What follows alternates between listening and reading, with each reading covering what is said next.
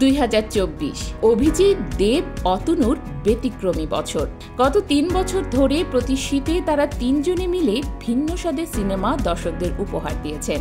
এই যেমন টনিক, প্রজাপতি, প্রধান।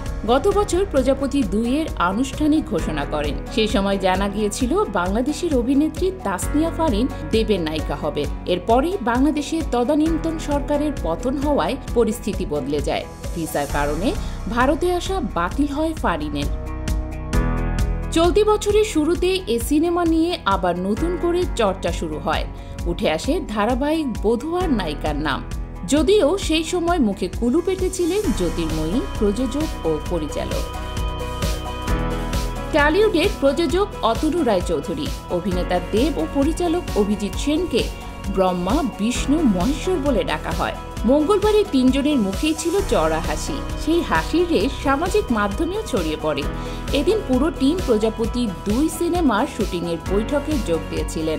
আর তাতেই একটি গণমাধ্যম সূত্রে জানা যায়, ঢালিউডের অভিনেত্রী তাসনিয়া ফারিন নয়, প্রজাপতি 2 এর দেবের নায়িকা হচ্ছেন কলকাতার ছোট পর্দার অভিনেত্রী জ্যোতির্ময়ী। একটি সূত্র জানায়, সব ঠিক থাকলে জুলাইয়ের প্রথম সপ্তাহেই শুটিং শুরু। দেবের বিপরীতে নায়িকা হিসেবে দেখা যাবে ছোট পর্দার নায়িকা জ্যোতির্ময়ী কুণ্ডু। এ খবরও প্রথম জানিয়েছিল আনন্দবাজার.com।